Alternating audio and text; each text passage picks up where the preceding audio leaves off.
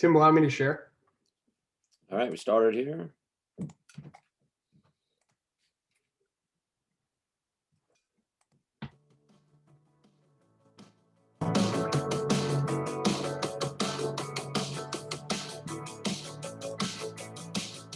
State Wars Hockey Podcast number 44 from a very snowy New York today. Tim McManus here with Greg Thompson. How's it going today, Greg? I'm over it, Tim. Want some sun? Want some roller hockey? You know, I just can't stand this stuff anymore. I'm over it. Brutal. Over the snow for sure. And my kids today said they were over it. Yeah. The kids look forward to snow. Yeah, you guys went skiing yesterday, right? Yeah, I went skiing for the day. It was fun, good snow day. A little sunburn on my face, probably can't tell at home there. A little red today. Got the mass sunburn, from the nose on up. And played a little hockey last night. Got tattooed with a slap shot in the chest by a buddy on the team. Probably the hardest shot on the league. And hit me with a slap shot in the chest. I got a nice tattoo today. Won't tell Johnny Mo that. Oh yeah, well, hardest shot in the league. Yeah. Johnny Mo doesn't really take a slapper too often, but Chris Austin, as you know, just buries his head and shoots and nailed me right in the chest. So that was always fun. Yeah, good day yesterday. What about you guys? Anything exciting? Yeah, as you know, obviously everyone, teachers are off, so it's been a house full all week, and it's just playing hockey here and there. I played last night as well. Obviously not with you. Right. I played a rapid fire. Good skate, and feeling good actually. Feeling good on the rink. Just trying to get back into shape, Tim. What was that, a rapid fire? Is that the big Wednesday night 4-on-4 league there? Big Wednesday night 4-on-4 league. Yeah, a lot of the Black Ice and some Roadrunner guys and are in it, and pretty competitive, right? Pretty competitive. I only played a couple of games just because I didn't start the season when we had the baby, but a bunch of guys had to go back to college, so they needed a guy. So I'm filling in now, and a lot of the pro guys play from out there in that.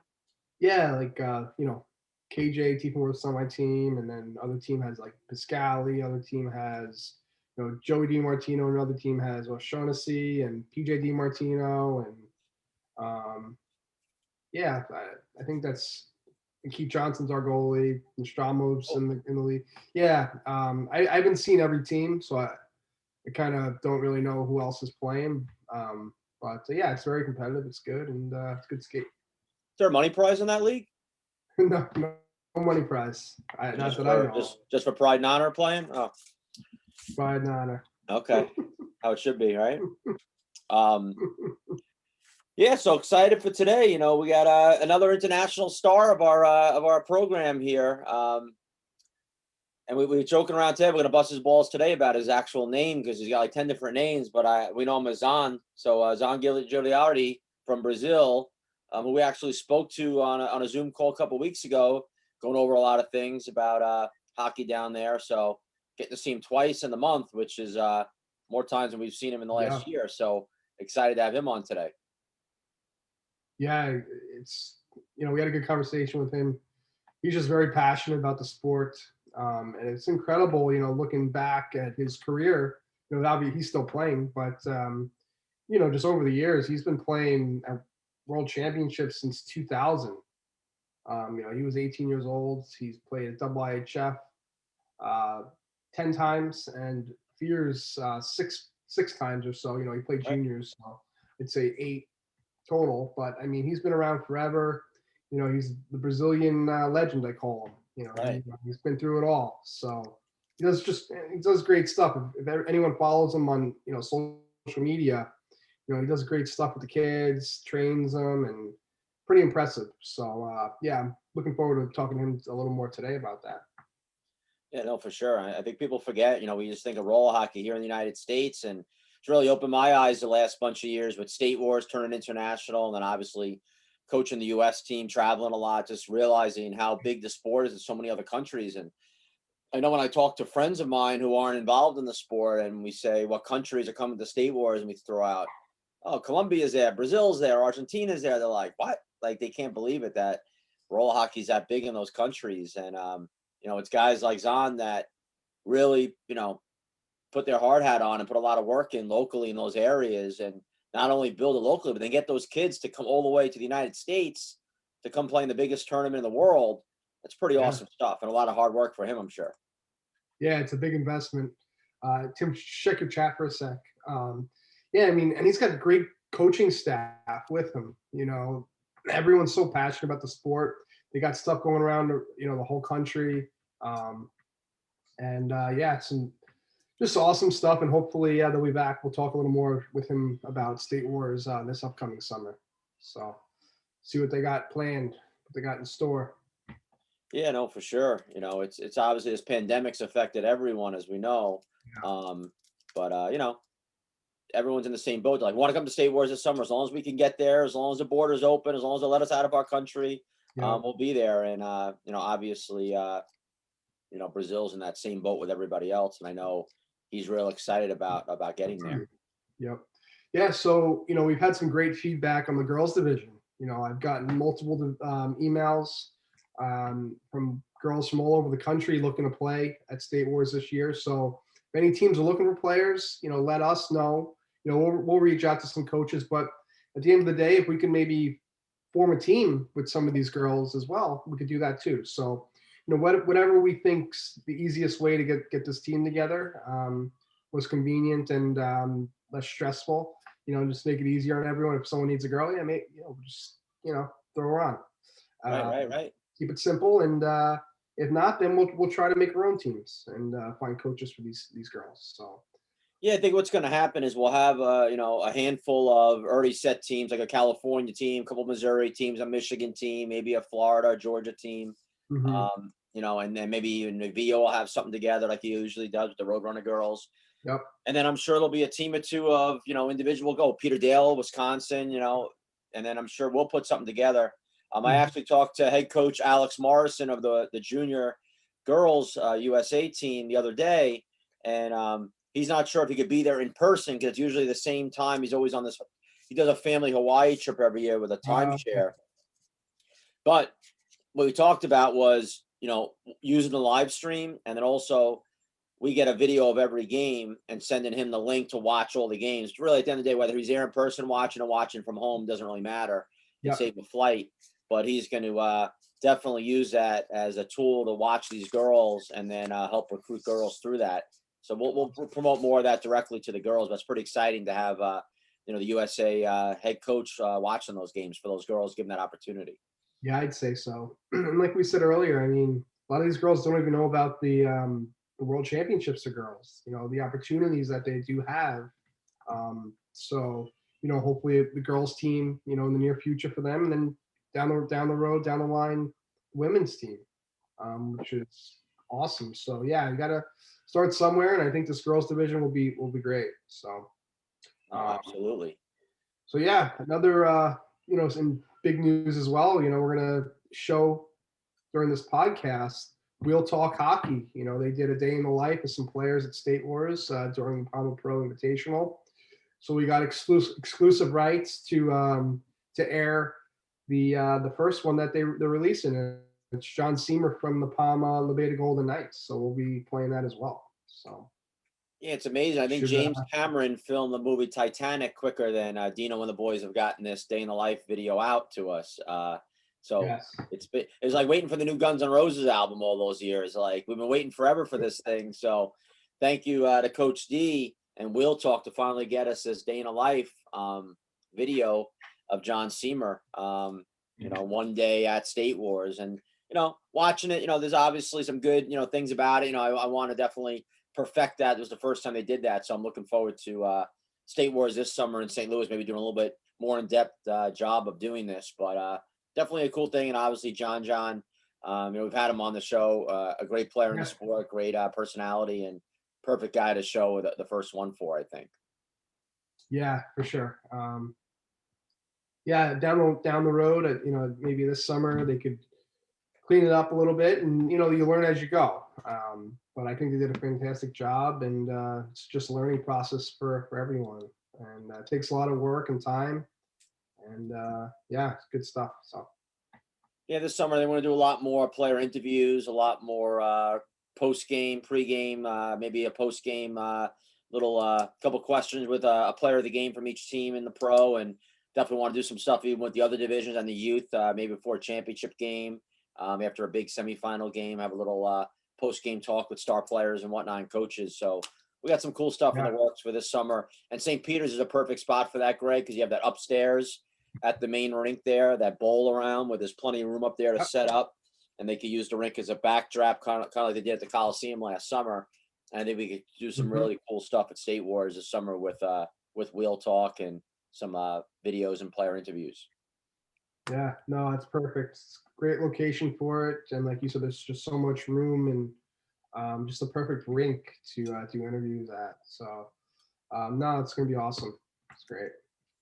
Um, yeah, Buddy Higgs from Colorado. He's one of our loyal listeners. He's on there. Said the workday goes a lot faster listening to the SWH podcast. So we're glad we help. Hopefully, I think Higgs. Hopefully, he's not working like Homer Simpson at like a nuclear power plant or something. We're supposed to be paying attention, and he's falling asleep at the wheel. Just listen to our podcast. But I'm glad we make the workday go faster. yeah, right. How about Dallas and the Texas area getting hit with all that snow? Yeah. Oh my lord. Um, I know a bunch of guys that we know. They were down there for Dallas ice hockey tournament, and they got stranded there, and Yeah. um, Kyle Kramer was there, eggs were right? all. Yeah, yep. But yeah, I mean, stuff that the city has never seen before. And believe it or not, when we went there years ago, it was in the winter, end of fall, winter time, I think, and it was freezing. Mhm, Remember that? mhm. We went to the Cowboys game, Yep. and it was like 20 degrees. Yeah. It was freezing. Yeah, we wanted to So, throw the tailgate. um, We couldn't even tailgate. It was so cold. yeah, I remember I brought hand warmers in my gloves because I looked at the weather. I'm like, oh my God, it's going to be freezing there. But yeah, it's crazy stuff for Dallas right now. Snow. Yeah, and I know Higgs is asking about the big outdoor games coming up at the NHL. You got the Colorado Avalanche and Vegas Golden Knights playing in one game, and the Boston Bruins, and I guess the Philadelphia Flyers, I believe, in the other. So we asking Yep. about who we predict as winners there. I mean, honestly, I haven't put much thought into it, to be honest. I know our buddy Pete Penicky, who former sniper player, he works for the NHL. He's been out there working in Lake Tahoe for this event. Yep. So I don't know. Those are two pretty even matchups right there. That's arguably four of the best teams in the NHL. Yeah. I mean, Golden Knights and Avalanche. I think the last couple of games have been 1-goal games. One was a shutout. I think 1-0. The Avalanche are missing a But lot of players for those games too. I know, but now yeah, they were. COVID. Yeah, exactly. So I think there's no Those echo outdoor there. games, it's always such a, depending on the quality of the ice and everything, it's such a coin toss, I think, with those outdoor games. Yep. I'm going to go with the Avalanche, and I'm going to go with the Bruins in those two games there. That's my prediction. I'll go Avs and Flyers. Why not? Yeah, absolutely. So let's do some birthday shout outs, Tim. Today, bunch of birthdays I see on the list here. It's Mama Fudge, Susie Fudge, Travis's mother's birthday today, and in Oh, wow. Springfield, Missouri. All right. Happy birthday to Susie. Our buddy Tim Harrington from the Lizard Kings program. It's his birthday today. Happy birthday to Tim. Connor and Cisco, former Michigan stud player, and actually worked for State Wars as well, employee of State Wars. I know he was living in Wisconsin last time we saw him. Not sure where he's at these days, but happy birthday to Connor. Jake Barber from Missouri's birthday. Old school blast player, and he's played with the Mudsticks last summer, and actually played with the Sweden team in pro a couple years back at State Wars, if you can remember correctly. Really? So Jake, happy birthday to Jake, and old school sniper player, former college teammate of mine, TJ Zukowski, old sniper player. Happy birthday to TJ, big TJ. I think he's living down in Florida now. And it's Matty Sexton's birthday today, another Missouri guy. Matty was part of that 92 dynasty from Missouri, who I coached before, and Matty became one heck of a player. We haven't seen him too often in the tournament scene, but now that we're back in St. Louis this summer, hopefully we'll see the Pitbull Matt Sexton back on the tile. And also another Missouri guy, Andy Hayes, 35 plus player, plays with the Blast. Actually, he's refereed for us before as well. Great guy, known him for a long time. Excellent player and awesome referee as well. So happy birthday to Andy Hayes. I think our listeners can recognize that Greg's got a lot of Missouri friends on Facebook. Yeah, right. We got Kenny Halverson III. His birthday is today, and just over the last couple of days, Mike Keating, former Team USA player, Team New Jersey player, good buddy of ours. Mike Cats player, yeah.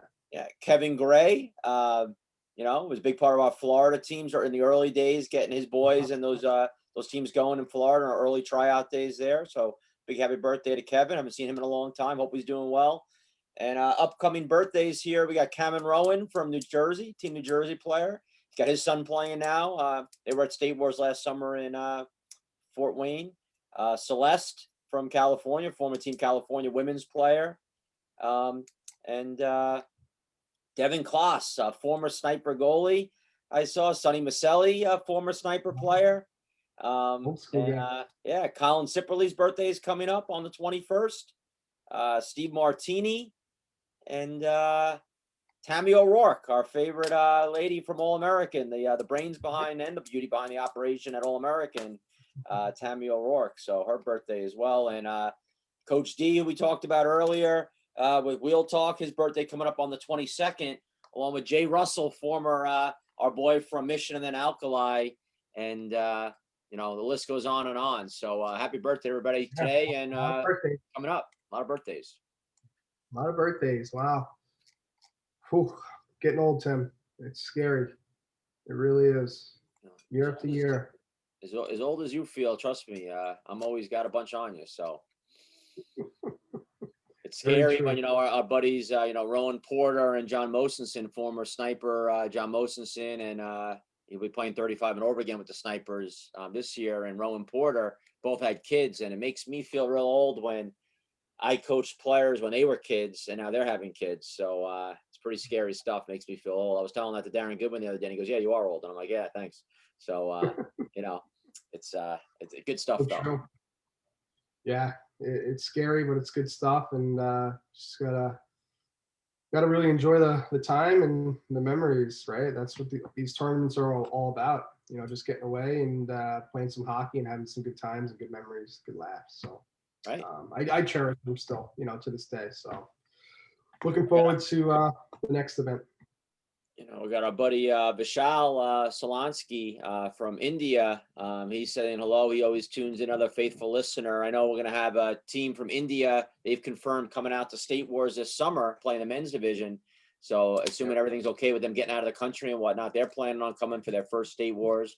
Our buddy Dave Hammond, Team Canada captain, whatnot. He's actually traveling around Brazil right now doing some clinics out there with Pablo Navarro.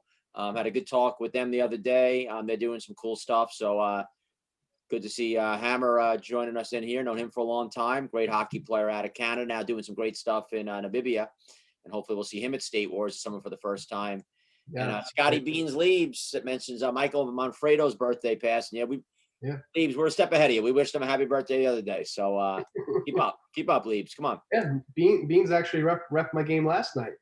Leaves did? Leaves ref my game with Goody last night, a rapid fire. So I saw Scotty Beans. He's back on Beans TV. Did he toss anybody last night? Excuse me? Did he toss anybody last night?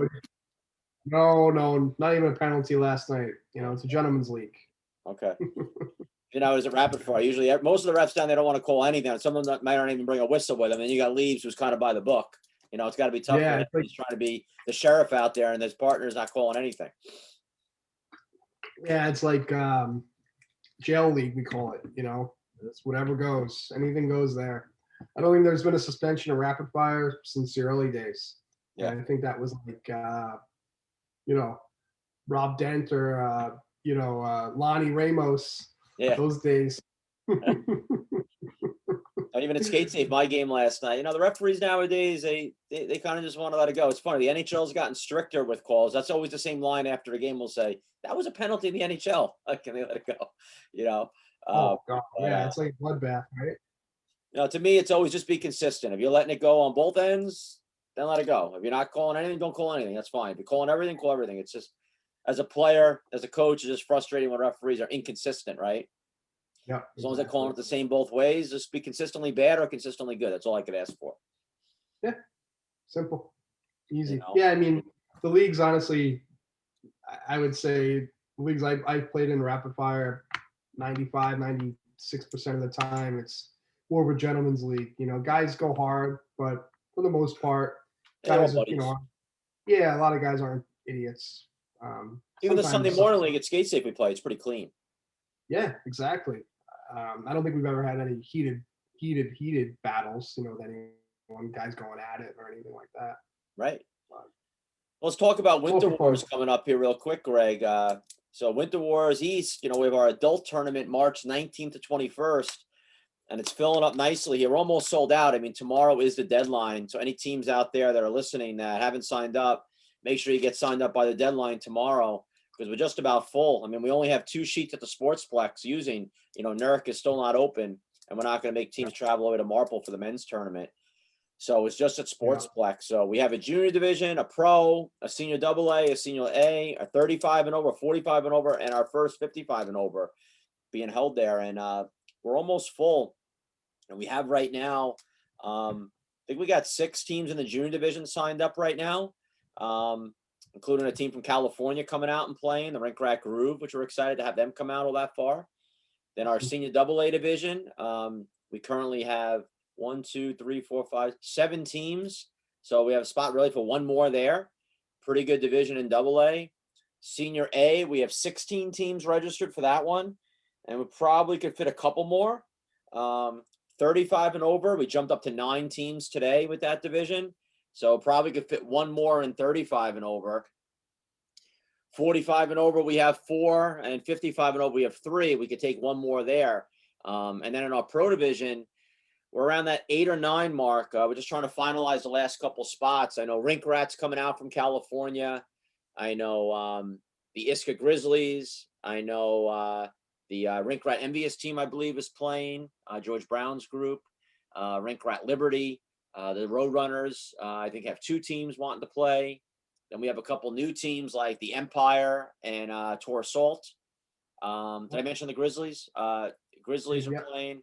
And then I'm just waiting on, I know Palma was supposed to come out, the Golden Knights, but now that might be an issue with a couple of the guys going to Columbia to play in a tournament. So that might affect things. So just waiting for Rob to confirm that, if they're going to Columbia or not. And then I'm just waiting on Jay Muro with Black Ice. I know you saw him last night. I think they are playing, right? So Yeah, they plan on playing. okay, so I mean, that should narrow it out there. So you got right there, just from teams that play in the Palma Pro in the summer. I mean, you got Rink Rat, Envious Rink Rat, Black Ice, Roadrunners, Liberty, Iska. I mean, this is going to be one of the strongest midseason pro divisions we've had. Yeah, and we also have to see if the Inferno we're planning on coming as well. Yeah, I'm not sure if them and Liberty together. I'm not sure, like in the summer they are. Yeah, I don't think so. I think Okay. they might be separate. So we'll see if they have something as well. So Okay. yeah, it's good stuff on the horizon, and should be a good weekend of hockey. Yeah, no, we got good stuff coming up here, and I know Norwich has got a good Pittsburgh tournament coming up end of the month up there at Hot Shots too. So good for East Coast hockey. Got a lot going on. Pi Ha's been going on out here and stuff. So some good stuff East Coast wise in roller hockey. And just excited to have some of those Cali guys come out and play.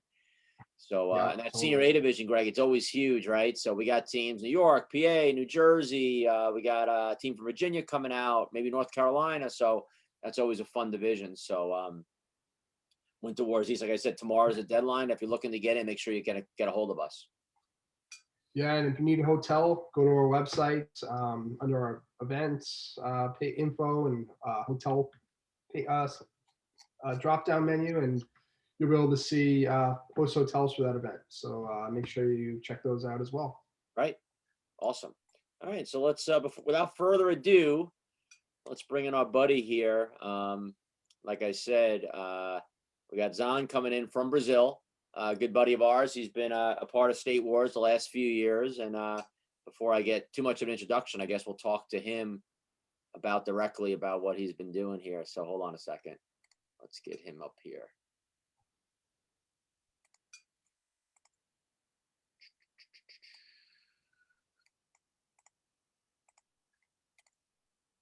Start off the song a little too loud.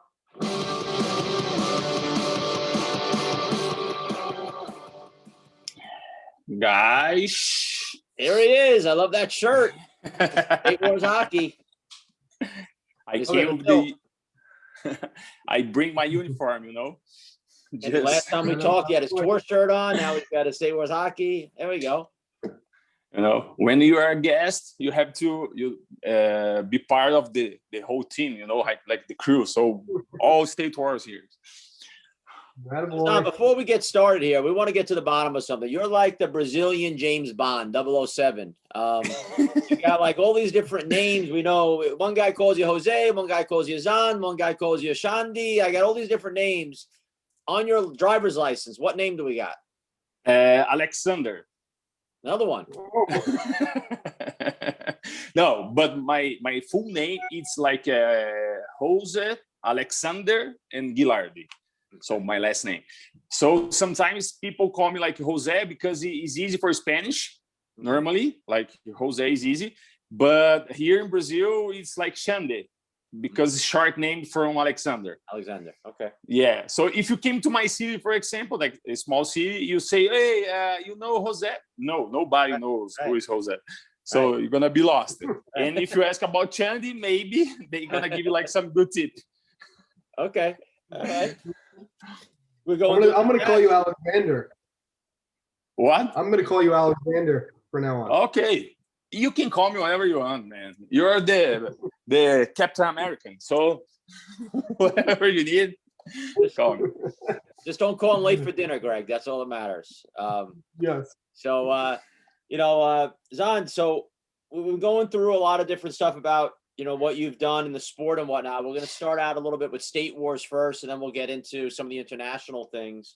So, I remember us talking. You were at Winter Wars in California in Huntington Beach. And, we had first started talking about you guys coming out to State Wars. And obviously, it's a big thing for you guys to come that far, and it's a lot of money. And to get you're the guy now. You have to get all these guys to spend their money and travel to another country to play. And it's a lot of pressure on you because if the tournament sucks, they're all gonna be mad at you, right? So I was pushing you, and we finally agreed we're gonna get you out to State Wars that summer. And kind of the mindset was, hey, let's get the men's team there first. And if the men's love it, they're gonna push it to the kids and whatnot. And 2017 was the first summer we got you out there playing. You played with the AA team that year. You guys put a senior AA team in with Brazil, and you guys struggled a little bit in that division. It's a tough division, AA. It's right below pro. You guys went 0-4, and then the next year, 2018, you came back. You guys played the AB division. Now, big difference. You guys finished 3-0, one of the top teams, undefeated in the round robin, but then had a tough loss to Missouri, 5-1 in the first round of the playoffs. And it was the same thing we talked to Facundo about. Did so well in the round robin and then had one bad game, had to be the first playoff game. So talk about those first experiences when you first came to State Wars, all the hype and what you thought. Did it live up to it? And what was your feeling the first time you came? The first time was like Winter Wars when I played with the guys from Tour, with Skyler, I think Woodsy, some of those guys. And in that tournament, Skyler came to me like, okay, I'm gonna introduce you to I already knew Greg as a player, but not as a manager from tournaments and work with that. And he said, I'm gonna introduce you to team, and I'm pretty sure that sooner that I put you guys together, something is gonna show up. He said, my job is gonna only put like you guys to talk, and I'm just gonna turn my back and go. And it was exactly what Skyler did. Just, hey guys, pick something. You have to be in State Wars. I said, okay, I believe you, and let's go. The first time that we were at the State Wars in the middle of the year, we, like you said, we played double A, but we played double A against with some players in Brazil. They were not the best ones for that level. So we just give away to bring the team and okay, let's choose the best division possible for that team. And it was not bad, like was not a bad tournament. We lost like to Pama for 2-0, I think. It was like a very good game. Or 3-1, 3-2, something like that. It was a hard game. But like it was the first time some of those guys were not used to like with the big rings, not in the best shape, because it was like for us is the middle of the season, it's not the beginning of the best part of the season. So we have some issues, and give to me the idea about what for sure was our level, you know, if we bring not the best team. So in the next year, we bring the A division, but at the same time, we put some players from our team play the 30, 35 and over also with the guys from Argentina. So that, I think that was the main reason for we have like a bad playoffs. Yeah, tired. We play like 6 or 7 games, I don't remember, before the playoffs. And this was not the best scenario for us, but I think that if we look like Brazil in general, we probably could, if we have the best team, we have a good team to play double A division, but in general, our level is A, for sure. Right. Yeah. You guys definitely have some great players from Brazil, and there's a lot of younger players coming up as well that are very, very good, who definitely made a name for themselves when they played at State Wars.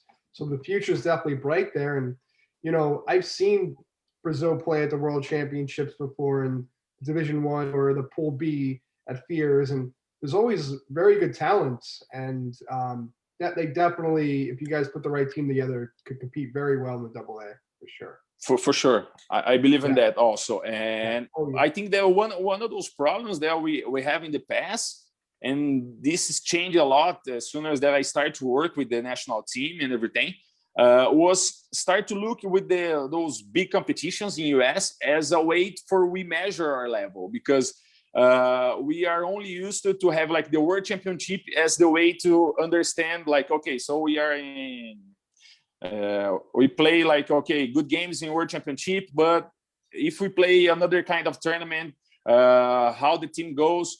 So we start to put the players to be in all tournaments. So that way, now we have like a pretty good idea about the levels. Like, okay, so this player can play in the World Championship and play like AA division in State Wars, for example. This one can play a good World Championship, but like individual, he's for A division in State Wars, you know? Now we have like a good way to measure the players because we play all the tournaments. Correct. Yeah.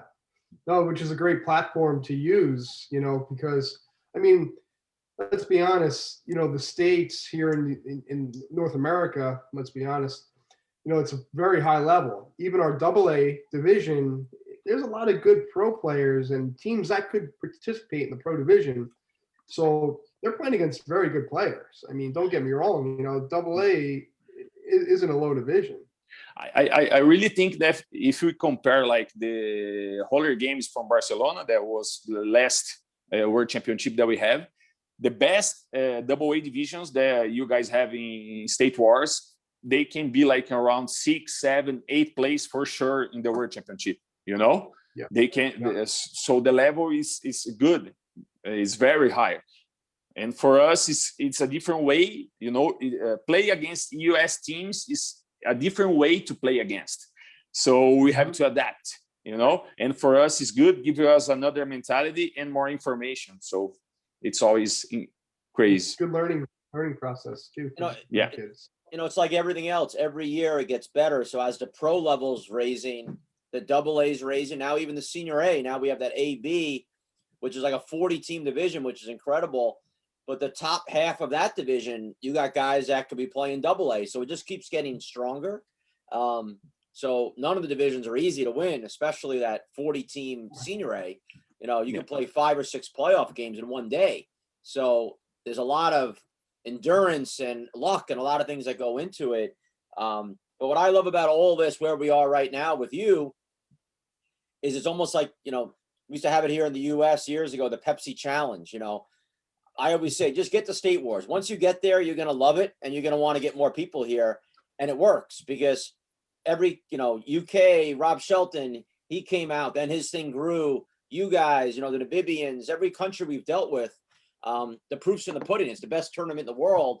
And I could always say that, and I'm biased. So I love when I could bring someone like you in, you bring a men's team, and here we are then 2 years later, 2019, Brazil had an 06 and 05 and 04 and 03 youth team playing at the tournament, which just shows you how much you felt about the tournament. You wanted to get all those kids there to have that experience. And always were our goal, like bring the kids. This is always our goal.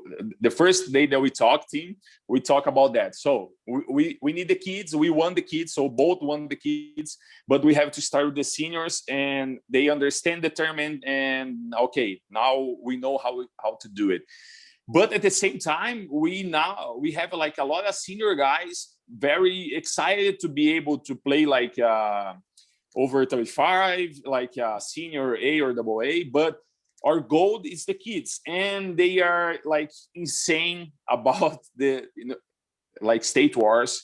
For them, it's the best from the best, and they know other tournaments. We have some kids that go to play like World Championships, NARCH, you know, others, but they think that State Wars has like the level that one that we want to be. And I think that something that you guys do that is amazing, the kids have the chance to see like a final from Pama Pro Invitation, like we have last year in 19, that see like snipers. I think Black Ice was the final. And it was like a game that is amazing. It's unreal for the kids.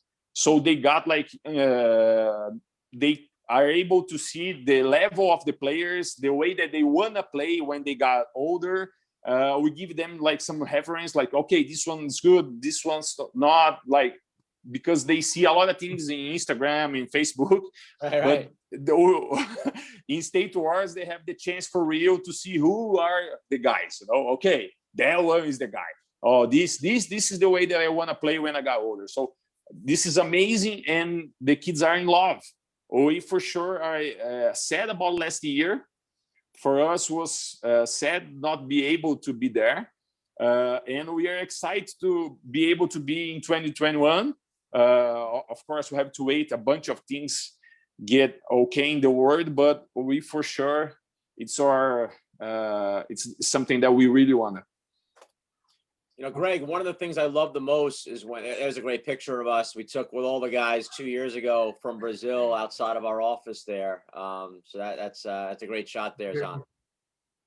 Yeah, I think I bring them like, okay, let's take a photo with team in Reds to say thank you about, and it's something that we have to talk, because all the effort that you guys do it for us, it's amazing. And I believe that you guys do for a bunch of other teams. And that's the reason why we are so faithful for you guys. Like, okay, we always exchange all the help and support, so that make it easy for us to bring like kids, because it's hard to move kids from like South American to US, like 24 kids. It's a lot. It's not easy. Parents. Yeah, with a lot of parents. Talk about these two guys, Xande. These how two important are guys, to your program?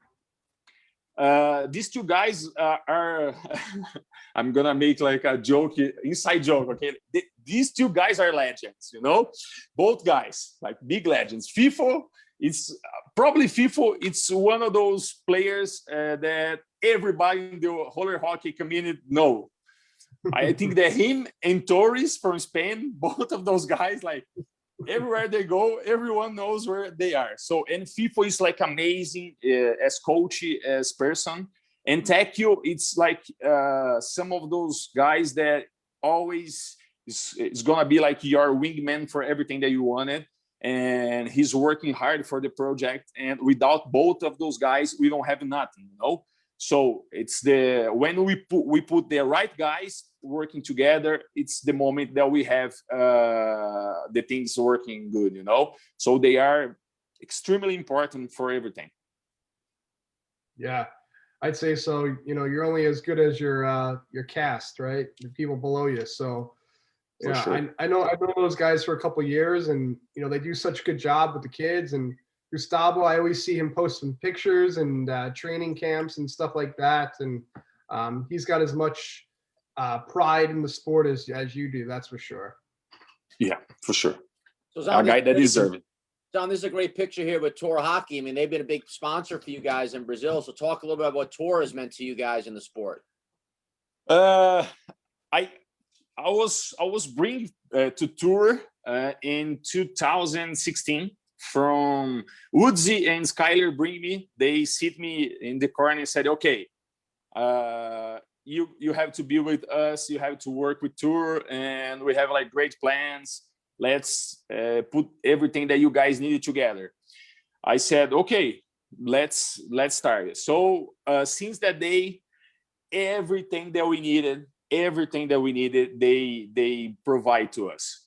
They never, even when we talk about kids, you know, for have an idea, we have like some of those kids that was like some hard time with money. Skyler help. Well, we need something for someone. They help. So they are involved and they believe that what we do, it's like for real. And we have a lot of players in Brazil that became like Tour guys, and it's not something that we made them become. They are because they believe in the brand, they like the gear, and always are with us, you know. So Tour, the help that they provide to us, now we have like in Brazil not only one player just with the gear, we have more guys that if you guys needed this or that, they always support. So for us, they are essential for everything that we needed, you know. So and say thank you one more time for the guys, like for Skyler, special for Thomas that bring me, and Chad, like always. It's not good play against Chad, but be partner with him, it's okay, you know. Yeah, I agree. Now, John, how do people in Brazil, so these young kids, if they want to, say they're stick brace and need to get a new stick, how do most people get their gear in Brazil? We have like a very nice story. Two great guys that work for the hockey in Brazil. It's Rafael and Fabio. They have like the 3-on-3 store, but they work with all the brands. I think almost all the brands. Like they have Tour, they have CCM, Bauer, Alcalá, everything. Okay. And they support a lot. So if any player needs something, the guys go with them. And normally, as our sports is kind of small, every time that we fly to the tournaments, we come back with a lot of things for the year. And helping the friends and everybody that is it's close to us. But we have this start, that's an amazing start, and help a lot the hockey in Brazil. So now it's something that after they started, everything got easy for us.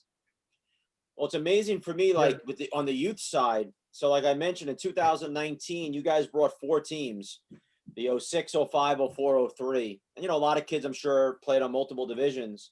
And you guys went 12-3-1 in the round robin between all 4 teams. They did very well. And the 06 team won the bronze medal, and the 05 team won the silver medal. So it's the first 2 teams to ever medal for Brazil, which is pretty impressive. And I love, Greg, when I see a game and it's Brazil against Namibia, or Brazil against Catalonia, or Brazil against Colombia, when you have 2 different foreign countries to us playing each other, there's just so much passion on the rink. It's like the roof's going to blow off the place, how much is going on. Yeah. And so for you guys, I know you mentioned Luis and Gustavo, Bruno, all these great guys helping coach. And it's awesome when it's not just dads, it's actually, you know, world team players that are coaching these kids. And you know, the word legend gets thrown around all the time, right? Too easily. But these are like the legends in the game in Brazil. Yeah. And you have these guys coaching the kids. It's got to be so great for the kids. But for you as the one that brought it all together, that had to make you feel pretty good when you saw a couple medals being given out to your boys.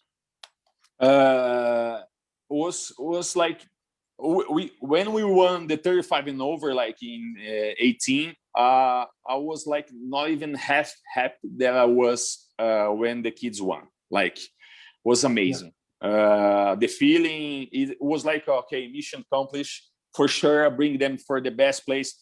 For me, State War is like Disney. It's the same. And I think for the kids, we got hockey, and they got so happy to be able to play against US guys, Canadian teams, Colombia, Namibia, Spain. The Catalan team with Fajardo was like great, very high level, and it was like something unique.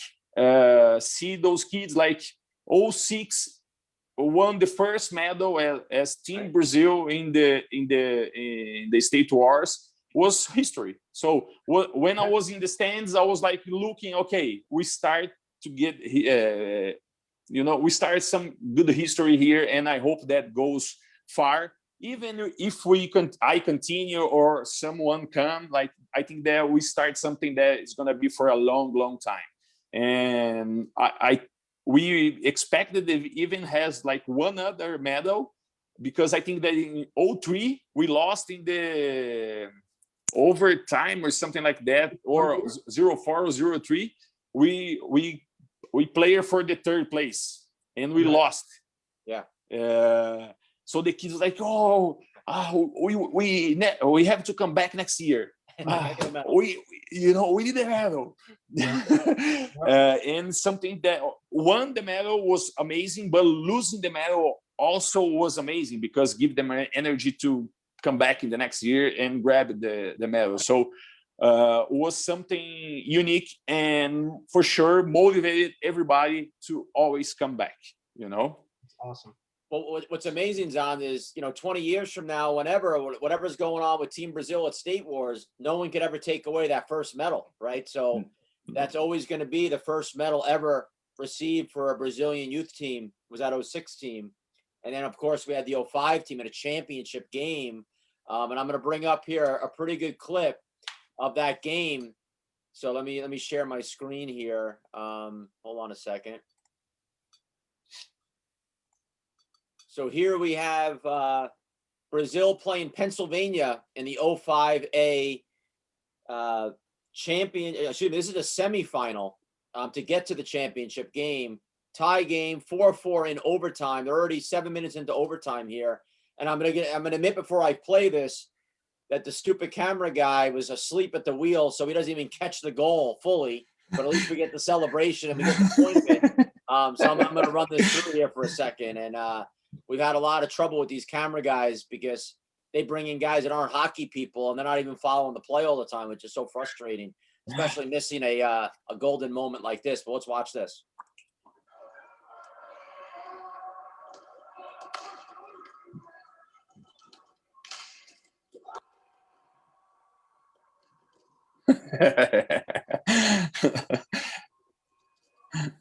I cannot believe they missed that. The important part is this one. You can look at a pretty Brazilian woman in the stands that the camera guy was looking at there or whatnot, but he missed the goal. But here's the players, and we'll just let this roll for a second here. It's a good moment going to the championship. First team ever in Brazil to go to a championship game at State Wars.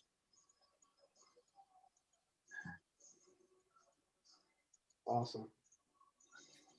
It's nice, and it's good to see again. Always, I'm with goosebumps. Like, it's amazing. And I was in the corner in the stands with the parents when they score. I just remember everybody just like, because I have to celebrate, but in that moment I cannot be too Brazilian. We have good. What's a good moment? Okay, good. We have the final. You got one more. We have one more game. I have to keep cool. But they start to throw everything like women's bag, everything that they have in the hand, like, and we're just like, okay, what the hell? And they were like, "Oh man, we have a medal, we have a medal." So yes, now we have it, but we won the gold. Relax, enjoy, and come. Yeah, You settle know? down and Yeah. great belt. You know, Xande, I think it's like when in 1980 when the USA finally beat Russia in that big game. People forget that wasn't the gold medal game. There's still one more to play after that. So, guys, that's a big win, but I'm sure, you know, Gustavo and Luis are saying to themselves, okay, we're excited, but we got one more to go here. And unfortunately, they did wind up losing that championship game to a very tough Namibia team. Yeah. I think 8-1 was the final. That team was really good. Yeah. Another great international group kit came in and won their first medals there as well that year. So 2019 Fort Wayne, Greg, we had 11 different countries playing at State Wars, which is incredible. It's remarkable, and there's a lot of other countries knocking at the door to finally get there. Obviously, it just all depends on COVID and what goes on with country regulations and rules and stuff like that. But we're hoping for some more countries as well to come. So just awesome to see. And when they see teams like Brazil and France and other countries like that come, they're like, wow, like that's awesome. They want to see everyone at one place. And I think you guys kind of set the stage, you know, for the international teams to come over. You know what I mean? They get excited when they see you guys go over. They're like, whoa, wow, there's a lot of different countries going. Let's go. You know, this is awesome. So, you know, thank you to you guys for, you know, believing in us and the tournament, because I feel like we're getting more and more countries reaching out to us as well. And it's just great to see. So For us, State Wars bring for the project that we were developed the chance to not only play against US, we play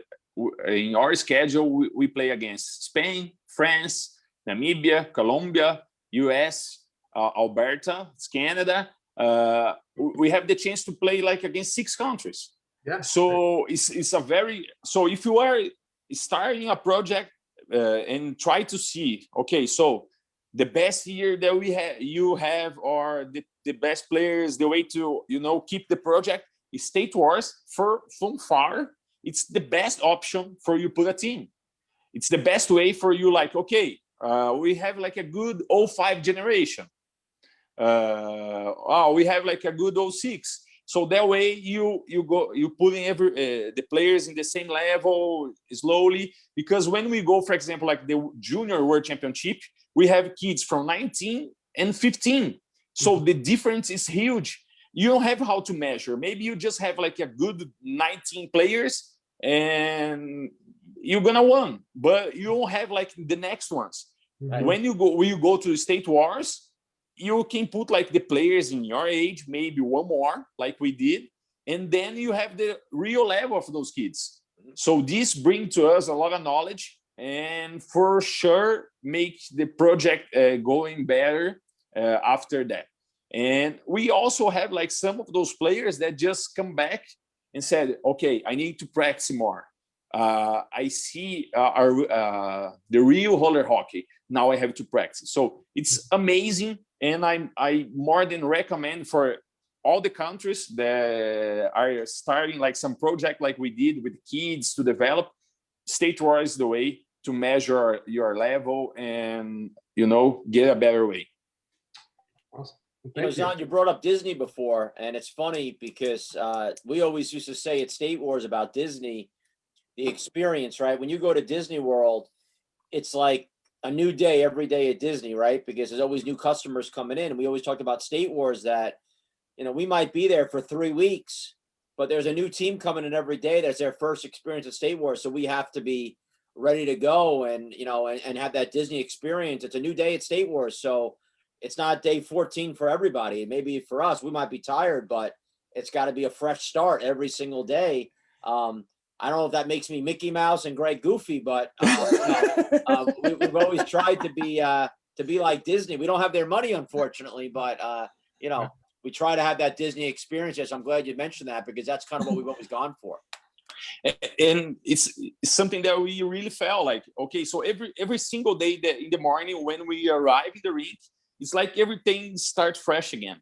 Right. And this is the way the players and us as coach or manager from the teams felt like, okay, yesterday is yesterday, today everything goes again. And something that we for our kids was hard and at the same time bring to us a good information is as the kids are playing the games, as they are, okay, they have games in the morning, in the afternoon, it's something that in Brazil for us normally doesn't happen. So they are not used to play like morning games, like 6, 7, 8 is something that never happened. Right. So for us was like, for me, Fifth and Tecchio and Bruno Sano also that was with us was like a guy that provided everything that we needed. And Liege, that's another director. Every morning the breakfast, we met like a different player, First day, woohoo, let's go. Okay, can go. Second day, woo, yeah, okay. Third day, okay, guys, just like a second, you start to feel that like, okay, I love hockey, but okay, guys, go down, Leave me alone. And need a break. Yeah. But at the same time, when they arrive in the rink, it's like, okay, start again. It's game time. And this is like a mentality that not all the players in Brazil have, because we are not like a hockey country. We are like a soccer country. It's like a very different culture. So for us, has this opportunity, we now are able to coach the kids even for that. Like, okay, so if when you wake, how you do it. And I don't know for how you guys survive after 3 weeks, a couple of days that I started to talk with Greg, and in the end of the day, Greg was like, okay, Xande, whatever, just go. Okay, what do you need? Greg, I was thinking to put some of my kids to play in the Pub Pro Invitation. He said, okay, go. Under 14, go, play. Was like tired, like, okay. And we always come with you guys with some problem, and you guys give the solution. That's amazing, because we have a lot of problems always, the whole time, and you guys give back like the solution. And sometimes we felt like bad, like, why I didn't think about that? Okay.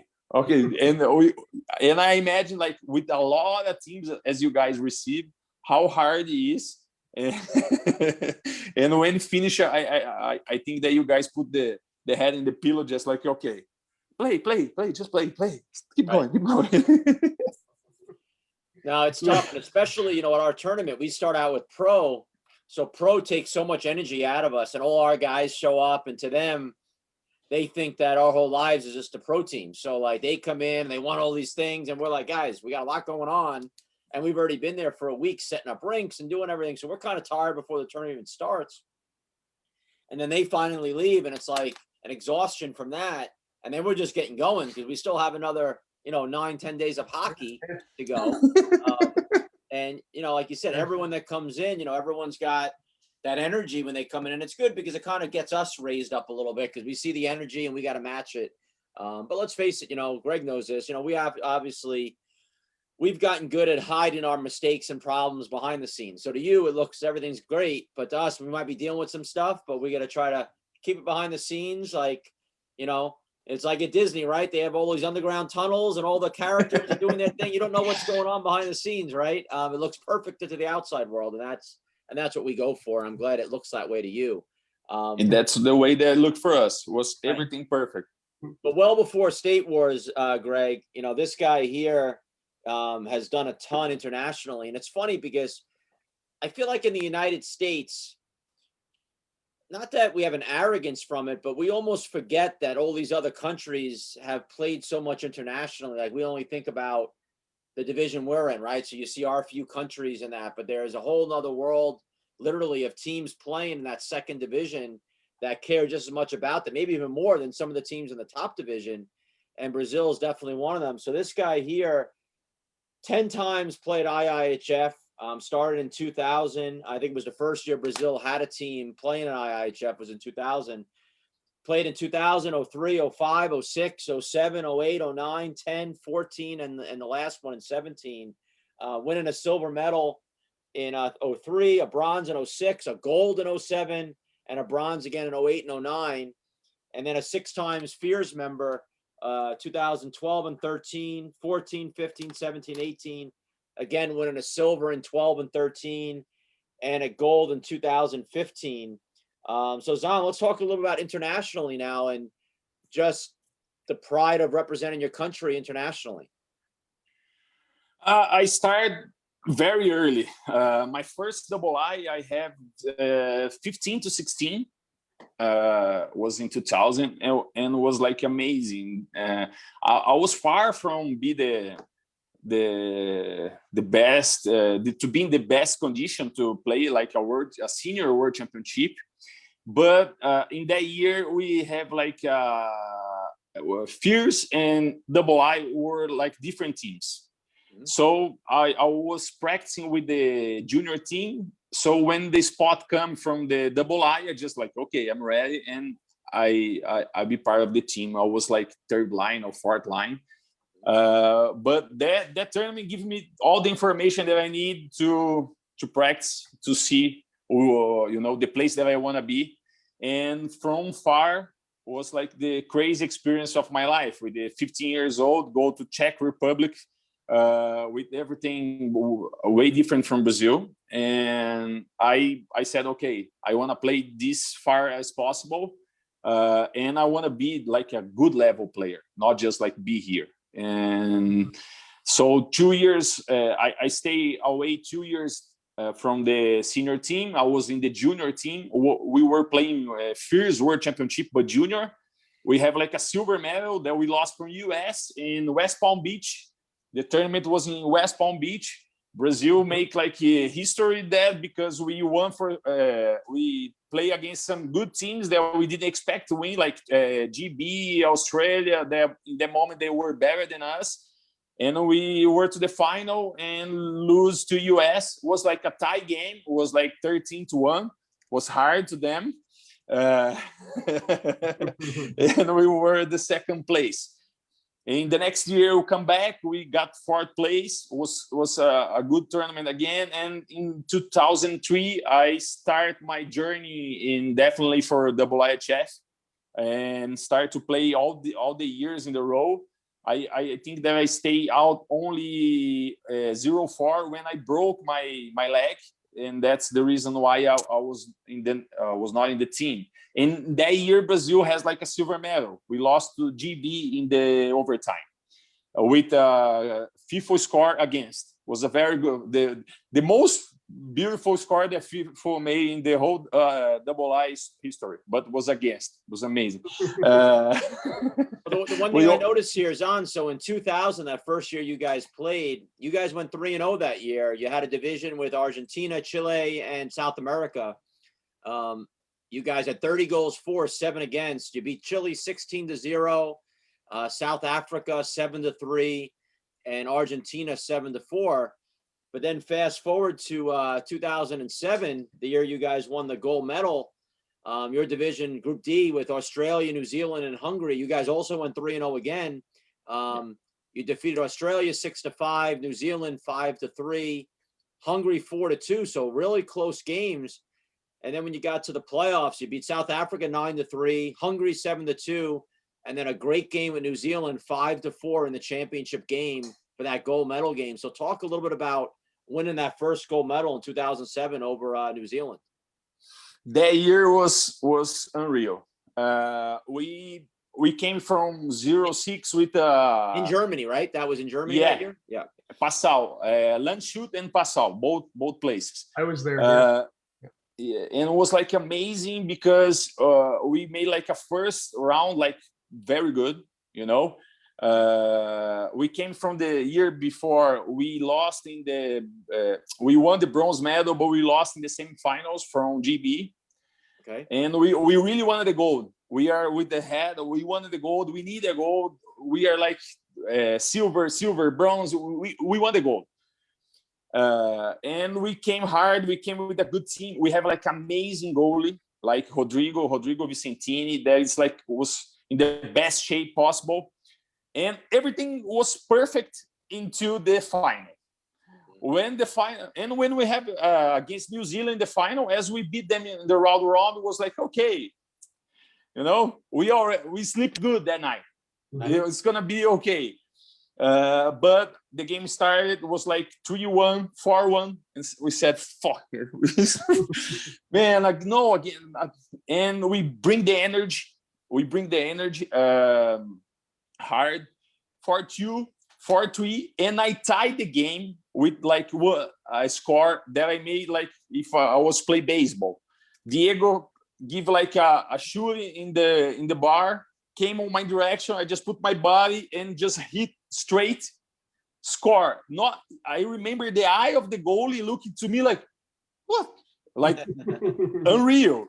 And then we came to overtime. Okay, now we are up to the overtime and missing like 15 or 20 seconds. Oh, we have like a penalty. So we go start the overtime, golden goal, power play to New Zealand. And I never do the PK. I always play power play.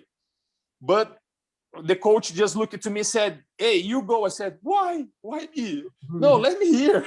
It's not my moment, you know, it's not my guys. It's not my guys. He said, no, you go. Guys, you have no idea. Just like 3 passes from the guys from New Zealand, 2 posts. We said, okay, man.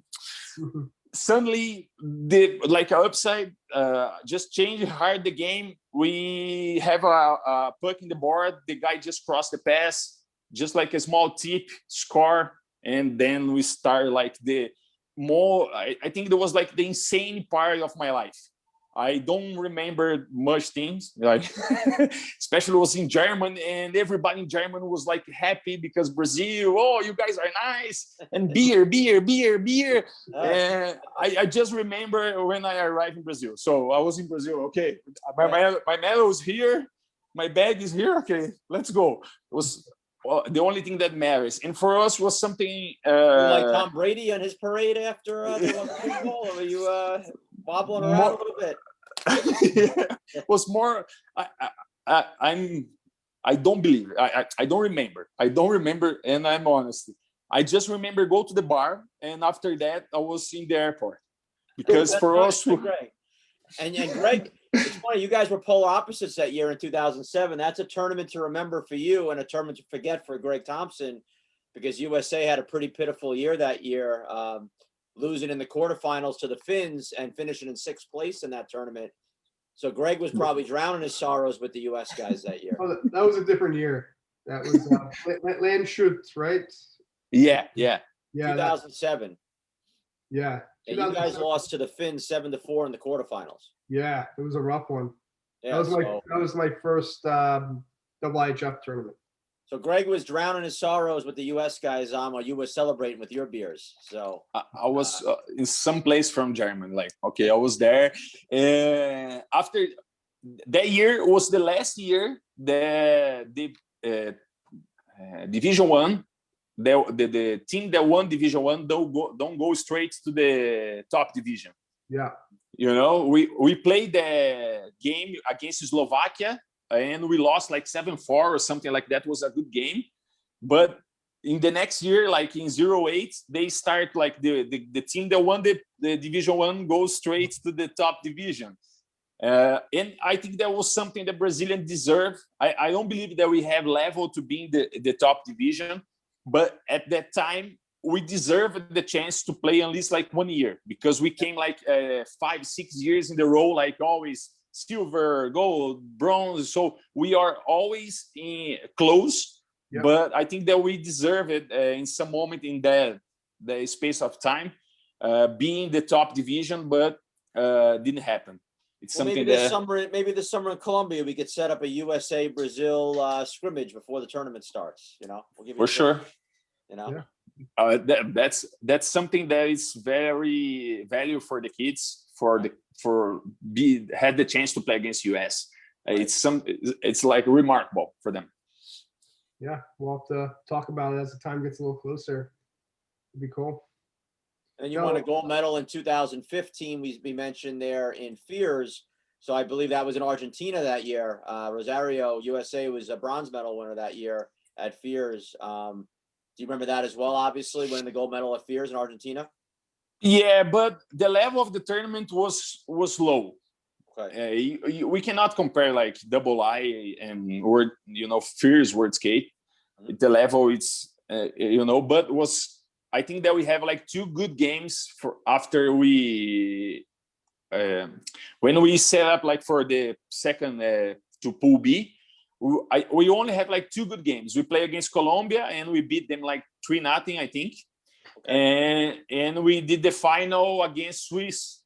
So the Swiss guys just came to the like, okay, it's Brazil. Oh yeah, and they lost. It was 4-3 for us. Bruno has like a great game. That game, he scored like 3 goals. He talked about. Did he smile at all? Only when he talked, not Bruno. You have to understand.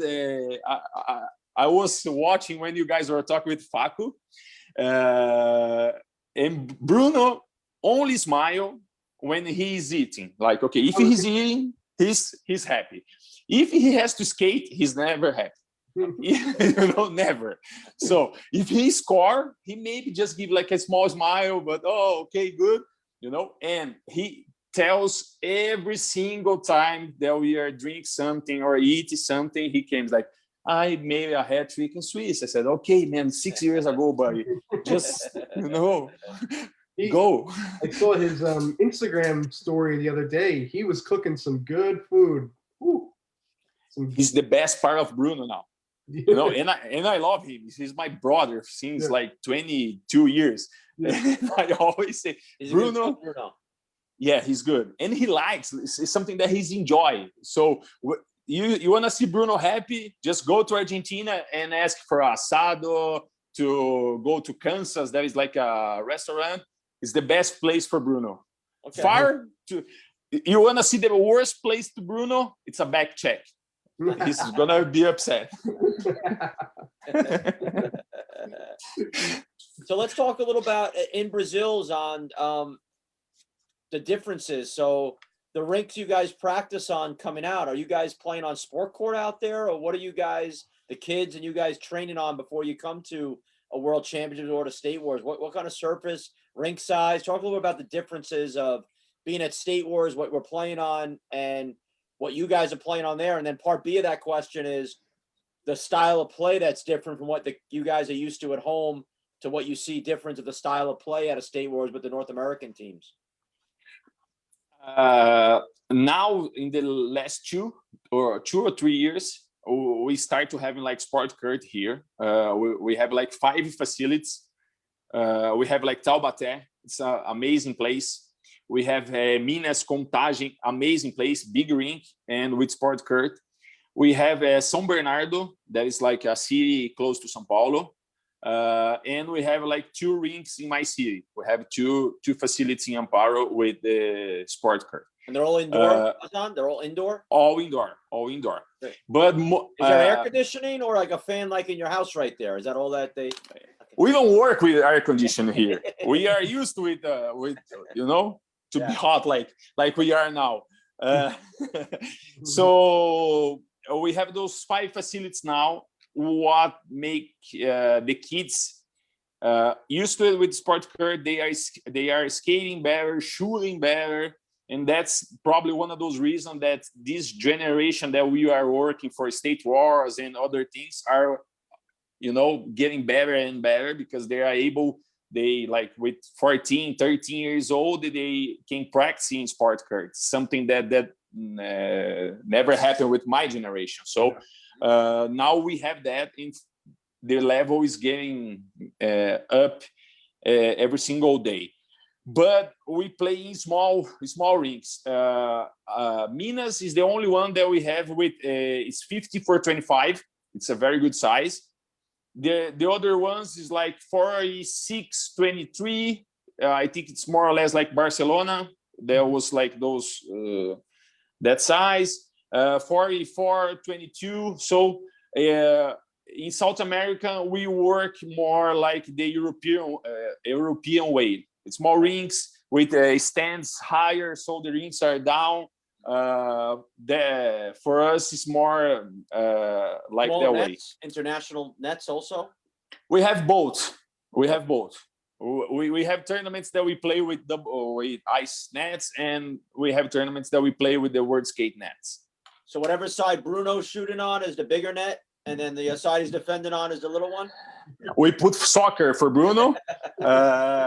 When he plays, we put soccer, and for other players, depends of the way that we want to play the tournament. For example, this weekend we work with the big nets because we are practicing the kids to choose the kids that go to the prospects, the college prospect. So it's the big nets. I have to see the goalie and the players and in the net. Sooner as that we just change the key for world championship, like junior and senior, we put the small nets and work with that. So for State Wars, you practice on the big ones, obviously. Big ones, yeah, of course. Okay. Xande, like, how does the hockey work there? Like the leagues and the divisions. Do you have younger kids, like a 6 and under division? Does each rink have teams? Do all the, does each rink have their own league? How does it work there? It's sport in general in Brazil. I think that in South America, it's completely opposite from US. In US, the sports is more private. You guys are so they own the facility, do whatever you guys want at the tournament, everything. Here it's more institutional. Normally the facilities are from government, like you have to share with other sports. So it's not so easy. I don't believe that we have one rink in Brazil that is it's private. Mm-hmm. All the rinks that we play, it's we work with some institutional or with the government and with some association that handles with the program. Okay, so we don't have like a league in the rinks. The tournaments are handled for the confederation. So we have like the nationals, the national tournaments that came from the confederation. We have the state tournaments that came from federations. And we have some private tournaments like we have here, Tour Cup. We have other small tournaments that we do for have more hockey in the calendar. Because if we only play what is from institutional, we have like 2 or 3 tournaments in the whole year. Mm-hmm. In the last 5 or 6 years, the private tournaments start to get happen with more than 1 or 2 times in the year. So we have more hockey in the private way, So this is bringing more players, more kids, because we can offer more things. You can charge more also, you can offer more structure and other things. The first level that we have from kids is under 8, but we only have 1 or 2 teams that have like under 8. Under 10 also is very hard. Then we have under 12, under 14, under 16, and junior and senior. Okay. We have like 2. Each level is 2 years. If we do like you guys do, like year after year, I think that we don't have enough players to play. Yeah. So that's why we do 2 for 2. Yeah. And what about style of play? So when you come to, and maybe you've adjusted over the years now, but how would you compare the style of play in South America to North America? I think that Brazil, after all this time that Skyler came, we make like a work with the national team, the camps, and we introduce a different way to play. I think that we are getting better and more condition to play against great teams, like with big teams, because now we understand the way that you guys play, and we know how to play against. And a good situation for we compare, it's like in State Wars, for example, we have like our team play against, and we are able to move to put them to block and play D in the way that fits with the with the office for the other team. So it's now we have a very good knowledge to play against like good teams, and also we have more coaches working outside Brazil that also make like a good difference. When we have coaches now that know the way the US play, we have coaches that know that how Spain, how France play. So we are prepared the kids to be able to play against everyone. You know, our goal for as the junior team, national junior team for this year, we won the top 6 from the World Skate Championship, the World Championship. So Brazil junior team wants to be in the top 6. It's something that don't happen in a quite long time, you know. And I think that we have the right players and the right way to play and adapt if we play against like US, Czech, or France or Spain. Now we have knowledge enough to play against.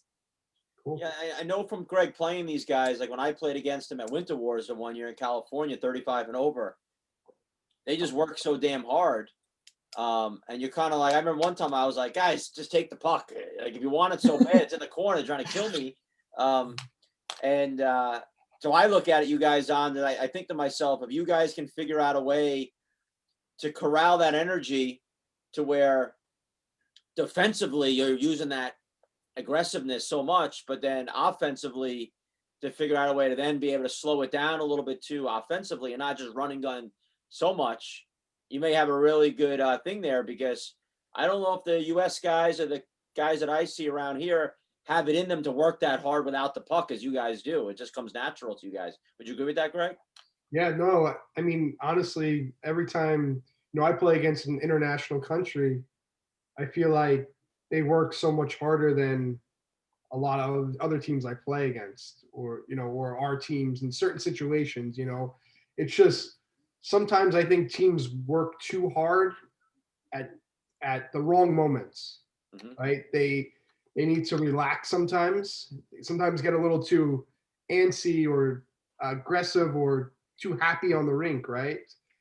Where I think they need to tone it back sometimes and then pick your spots to get, like Tim was kind of saying, maybe defensively or, but I think there's such a bright future. I mean, just watching those younger kids at State Wars, I'm like, wow, like there's some really good players that could play. I mean, there's some talent. But one of the kids, I think he was wearing number 11. He had some great. He won a lot of awards at State Wars. He was phenomenal. I mean, there's some really good talent there, and I think these guys, they have the right coaching staff and guys who are really experienced, who've been around the game for a long time, and with Skylar coming in sometimes and helping out. I think it's great. I just think there's such a bright future for Brazilian hockey. I think it's awesome. It's we work hard as defense because we know that we don't create so much opportunity as you guys created.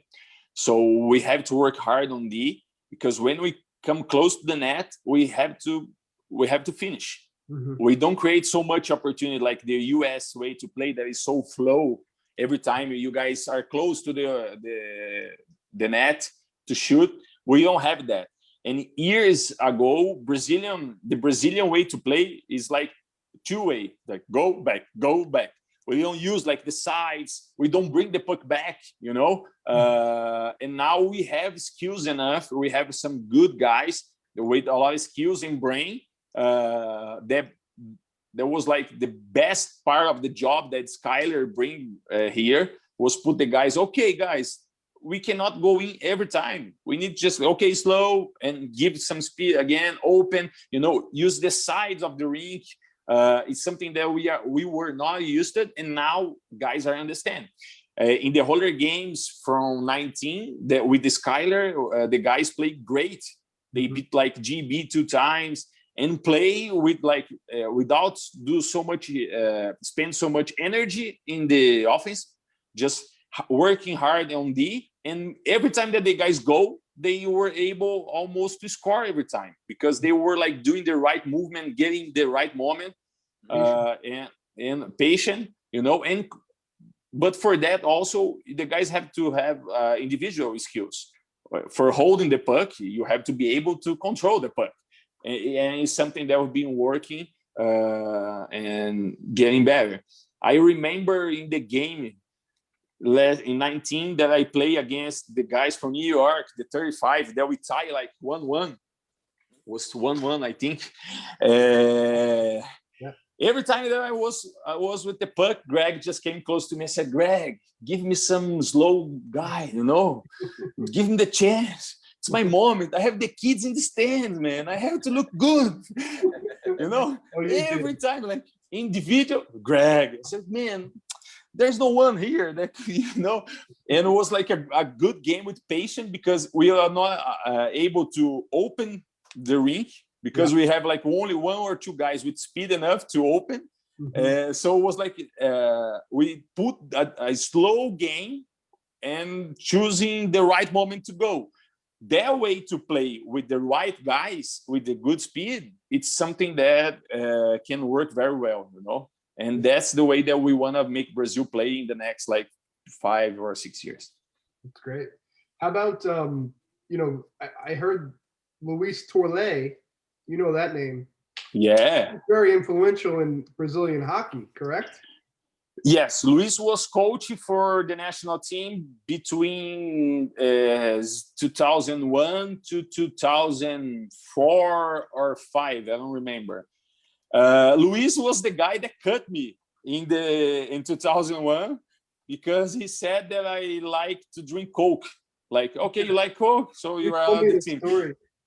Yeah. You told me the story. I said, "Why? But I'm doing a good work in the rink, but I like Coke and I eat Nutella. I cannot be part of the team." So he cut me for real. I said, "Luis, okay, it's good." But Luis is like amazing guy, amazing heart, and his family, he came from the rink hockey since the 50s.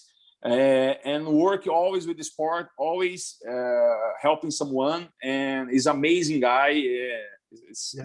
So my background with Luis, he was my coach in Ruby, Tim, for my year there, and he was funny. He had some crazy moments. He was very, very comical, and the guys really didn't listen to him too much. But he had more of an ice hockey thought process, trying to adapt to roller hockey, and guys would look at him like, "Luis, you're crazy," and guys would fight with him all the time and stuff. But I also, when I was living in Spain, I got to know Diego Araujo, a little bit. I can't pronounce. I don't have that tongue. But he's a great guy, and he was always an awesome player for Brazil as well. I got to know him pretty well. Diego, probably, if I have to choose the best 3 players that I see in Brazil, Diego, it's top 3 for sure. Yeah, he was a good player, and he played is he still in Spain? He's still in Spain. He's Spanish. He has a wife there with a kid, and he's a guy that was the first ones to go to Europe, to be able to coach a team in Spain. His game grew a lot. He was like very, very important in the gold medal. He was the captain of the team in 2007 in the gold medal. And Diego is like amazing guy, amazing player, for sure. Top 3, the ones that we have in Brazil in the history, no doubt. Yeah. So talk about your time. I know you played over where I played in Ruby, in Spain. You played, I think, last season there for a little while. Talk about your experience over there and how your time was in Ruby. I have the luck to have good friends like you guys and other ones in the world, and I was passing for a bunch of problems, personal problems here in Brazil, things like divorce, things like that. And I was just like, okay, I want one more season. I want to play in good level. And I talked with the guys, Fajardo, Chavi, and said, hey, just like, okay, we have Lucas, another Brazilian guy, that, Xande is available if you guys want it. At that time, they have like PJ in the roster. So I said, okay, let's go and see. When I arrived, I was just like, I think that I have the same age as Fajardo. We are the same year. So we were like the old dogs with a bunch of kids and another kid, that PJ, like, oh, energy, let's go, win the world. And since the first moment, we have like a very good chemistry as player. And I don't know how happened. I understand him, he understand me, and we started to play together, and it was good. Ruby has like a very good season that year. Was amazing. I am more than welcome there, and I love everybody in the club, especially all the guys. They received me very well, and it was like a very great opportunity to play in a top team from Spain with like 36 years and playing the good level, being part of the team, like first line, second line. Work hard was something that I appreciate a lot. And Ruby is amazing in Spain. It's something everybody respects. So for me, it was like a very amazing experience, and give me the opportunity to open to other kids, because in 2020 we have other guys that we indicated to Ruby and they accepted. So we have the chance to have other Brazilian guys play, like junior guys like Bruno. So it was an amazing opportunity. That's cool. Too bad that wasn't 12 years ago when I was playing there. That would have been fun. And you playing together. You, me, PJ. Well, I don't know. Oh, PJ was doing diapers back then. For sure. Benito. Benito. Hey, Xande, no, Xande. Benny is amazing. Yeah. Talking with Benny, everything's always right. Yeah. It's all fine. Okay, we are seeing the rocket coming. That's fine. Okay, let's go. It's great talk, because we never have like nothing bad. It's amazing guy. Last half full productions. That's what we have here, Greg. Yeah. Yeah. It was a good time. We last year, you guys came. You had a layover here in New York, and PJ DiMartino and myself, we met you, picked you up at the train station, right? Yeah. And we had a beer, so that was fun. During your a lot of beer beer here in New York. A lot of beer. Was a very good flight back home. Yeah, the best kind. Those are the best kind. We're gonna do again, for sure. Yes. Spend some time. I wanna play something in New York. I never play in New York. I wanna play something in New York sometime before I retire. Okay. Especially if we have a spot in 35. 35 is the best level that we have. It's most like we enjoy, we have energy, we see the players more tired than you. That's amazing. It'd be great to get you guys out one time to Winter Wars East in Pennsylvania, and that's only an hour and 40 minutes from New York, and we always have a great 35 and over division in that tournament. Yeah. I still have some things that I want with State Wars. Like, we have a lot of work together, I hope, for a long time, but I still have some things that I wanna, as a player, as manager, that I wanna do. I wanna play all the tournaments from State Wars, like East, West, Midwest. I want to play know all the tournaments. Yes. And also I think that the only thing that I didn't do was playing in the pro division from State Wars. And I have this goal. I don't know if as player or coach or whatever, but I want to see South American players able to play in the pro division sometime, like some South American All-Stars or something like that. I think that it's an experience, is opportunity that we have to measure the level from the best players that we have in South America with some of the best players in the world. Because not all of these players has the opportunity in the World Championships or in State Wars to play against the best. So I keep imagine like, okay, South American guys against snipers, against black eyes. It's opportunity for we see like the real levels against the best. So it's something that I really wanna make it happen, you know, and also be able to play all the state wars tournaments in the whole US. Yeah. And of course, won some medals, you know. Of course. Important. Yeah. Don, let me ask you before we let you go. Speaking of the Pro Division, so when you watch the Palma Pro Division at State Wars, which is obviously the highest level in the world, who was some of the players? You know, we mentioned PJ DiMartino and Greg Thompson, but let's take those guys out of it. Who are some of the players you watch and you're pretty impressed with, or maybe a guy or two that you tell your kids, like, hey, watch these guys? Like, who are some of those, you know, newer guys to you? Not the CJO, not the old men, the new guys. Yeah, CJ and Greg are legends. So the outside from, Right. you know, Obvious. we don't talk. Little legend. Yeah, A lot of legends out here today. Yeah, and PJ, he's amazing, of course. I like a lot.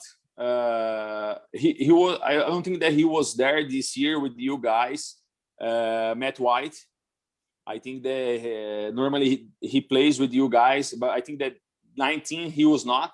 I don't remember, but I already saw him play a bunch of tournaments, and I think that he's amazing as player. As goalie, of course, Troy is reference. Troy Redman. The Mazinski from Black Ice also, he's in great shape, great moment. I love it to see the goalie from Tour Road Runners, a guy with the white pads. I don't remember his name. He made like amazing tournament. I saw, you know. I play with him on my team. He's amazing. He and got pads, so they're not white anymore. Okay, I don't.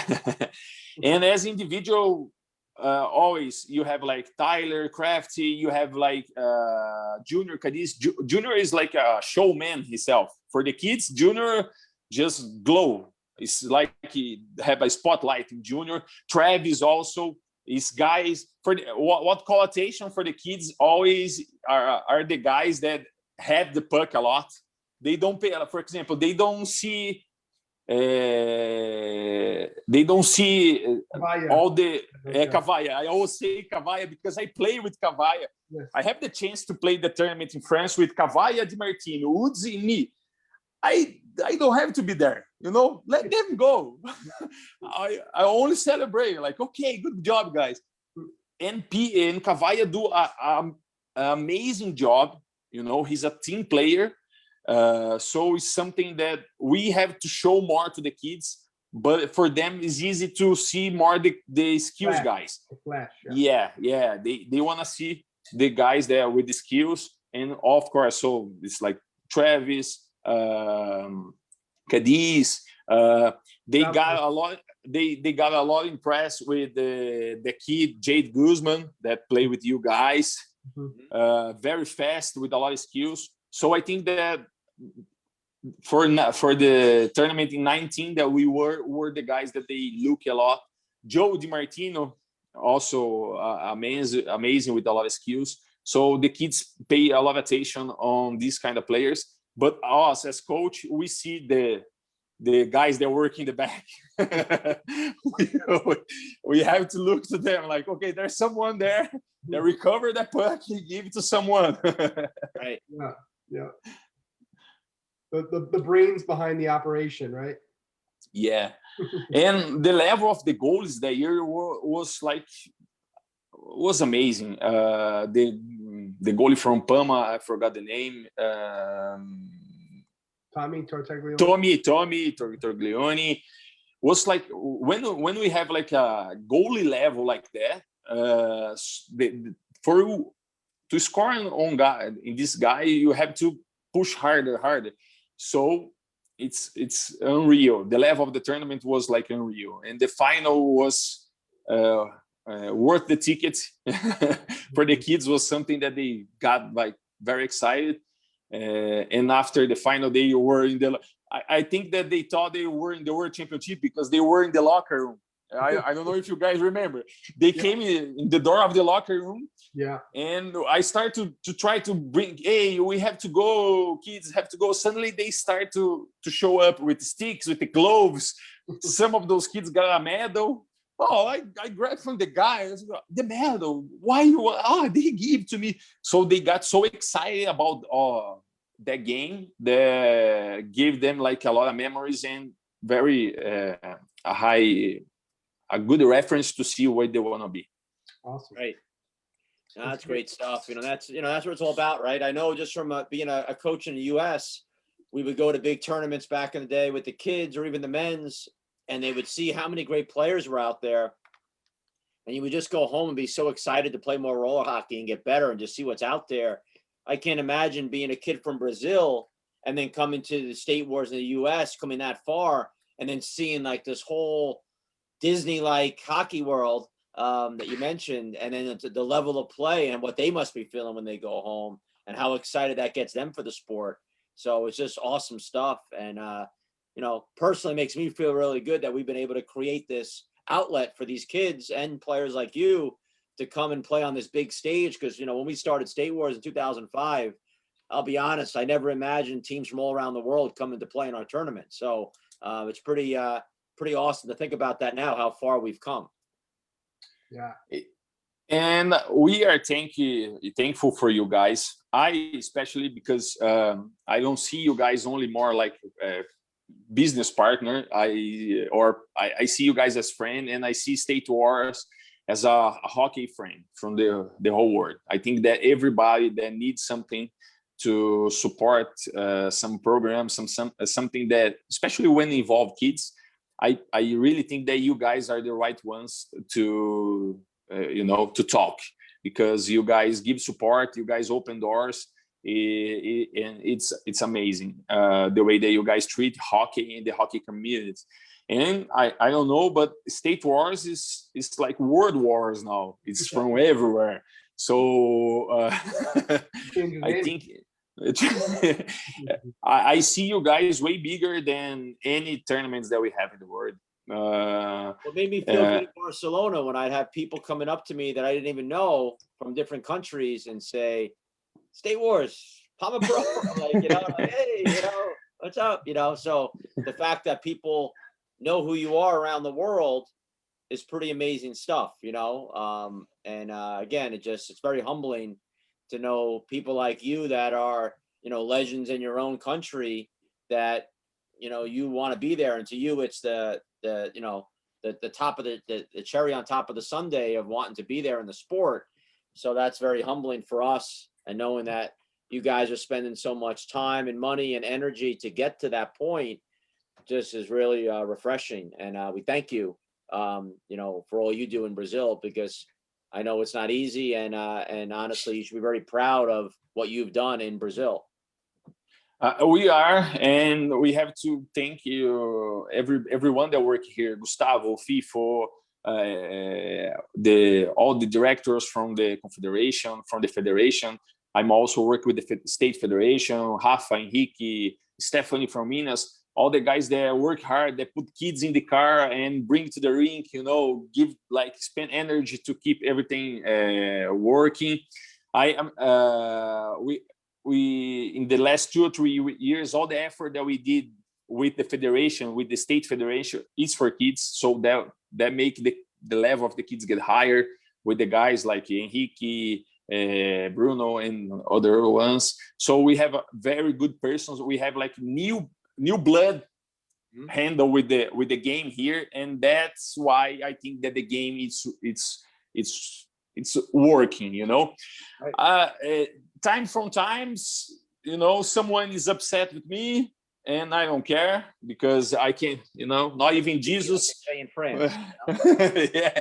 And I have to do my job, doing what I think that is right for most, And for me, I think that I choose right when I choose State Wars as our goal. No doubt. And the parents agree with me. That's the best, because in the end of the day, they are the ones that pay the bills. Right. They send the kids. So They saw what I see. And I have to say thank you to Skyler to introduce me to team. Greg, you already knew it, because he was the one he was the one that said, I know where you have to go. And he was right. I don't like to say that he was right because he was so I'm Skyler, you know, but but he was right. It was like a And matchmaker. It's like we're dating now. Like Skyler put us together, you know. He was right? And he's a guy that you know, helps so much, you know, a lot of people here without even know. He just came and started to help, and it's something that we appreciate. And then we have others like Tour, like HPC, even Marsh Played that are start to do some work with us here. And we have always to bring more people involved, and let's keep working. That's my goal. Like I said, I have a lot of things that I won from State Wars. I have a lot of medals that I want to win. Yeah. I wanna win a game from Greg because I tie, but I wanna win. You know, gotta beat the best. You know? Yeah, that's, you know, if I won from Greg team, I'm gonna have I want a whole show just for talk about the game. You know, like okay, the game started, and I to talk about. Be a lot of drinks at the bar again if you beat Greg. So. Yeah. So I think we tied it pretty late too in the game. We put into the end. Yeah. And then I leave when the guys came to the semifinal, because then we beat, like, I don't remember, the team from Pat Lee, Illinois, and the other team, the guys from Car Shield, Missouri. Yeah. So we beat both with like, okay, good. And then I have to leave. I was not able to play the semifinal, me and Gustavo. Yeah. Because we have to take the kids. And we were driving and watching the game, and it was, oh man, the guys are not. And we have the chance to win. No, it's not my fault. Bruno didn't skate. It's my fault. No. Blame those damn kids. You know? It's always Bruno's fault. Always. Well, Xande, you know, great having you on today. We're gonna let you go. We're gonna actually show our day in a life from Wheel Talk. They covered a couple different pro players. They covered John Seamer during the pro division this past summer. So we're going to show that to our fans to end the show today. It's about a 7-minute segment, so you can stay on and watch.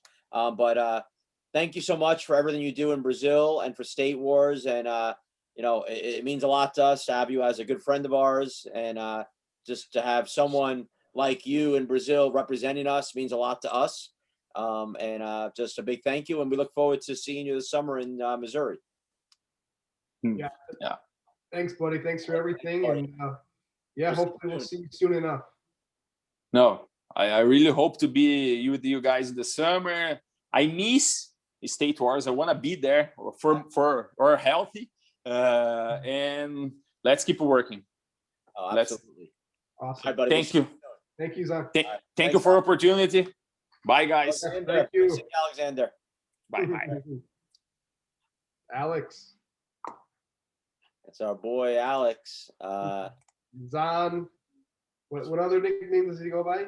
Breaker, she tastes like candy, star chaser, and she's So that was on Team Brazil. We're back at you here, State Wars Hockey Podcast, getting ready to tune up Greg. This Coach Dino Barone finally got to us, this big exclusive. Like I said, I was like waiting for the new Guns N' Roses album to come out. We've been waiting for this patiently. A Day in the Life with John Seamer. Here we go. All righty, let's do it.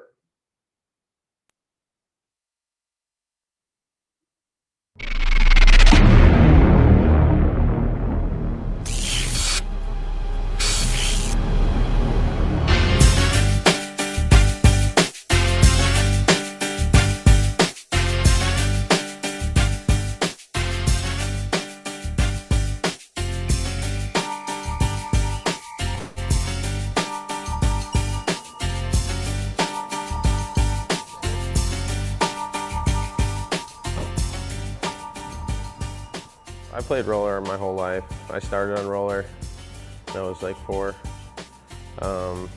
So I was always in love with roller.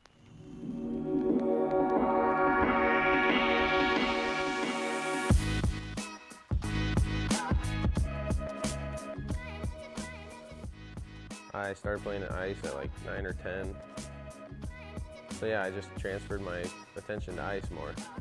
And I played in the NA, I played in the BCHL, played in the USHL, played Northern Michigan University, and then from there I went to Macon Mayhem in the SPHL.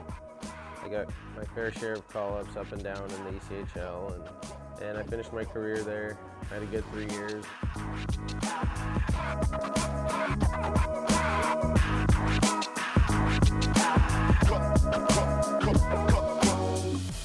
Hey, don't be losing my tool.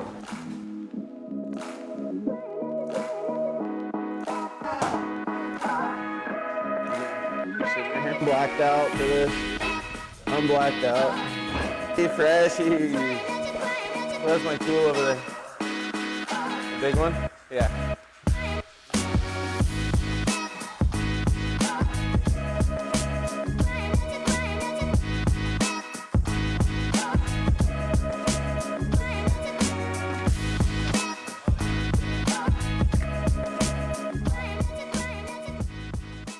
What do we got? Envious first here. I mean, obviously the day we'd like to go 2-0 on the day. It's always the goal for the first day, especially. Much needed. But we got to take it one at a time. Every team's a good team here. Yeah, we've been practicing twice a week, trying to skate as much as we can. Just trying to get the feel for everyone and kind of stay in sync. Just skate as one out there. We just had a little team barbecue, team get together, trying to bring the boys together right before the trip. So I think everyone's ready here.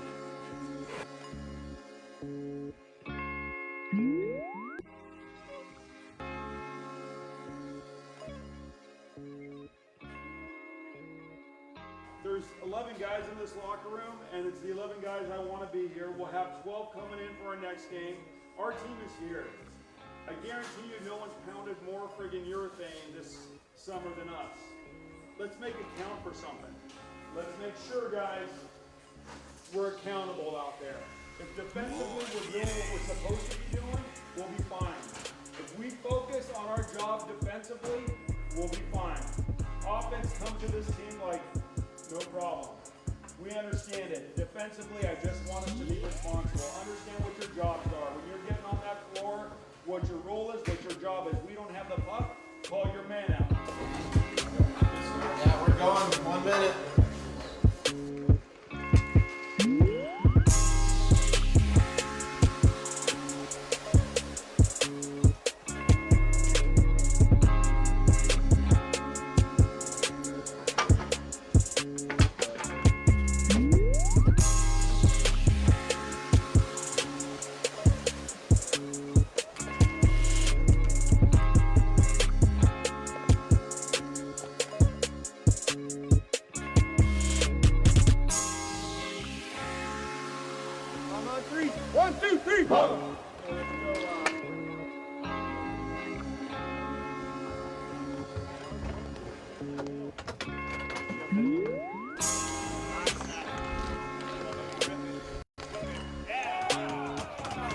Goal is over number 27, John Simon. Time of the goal, 15:49.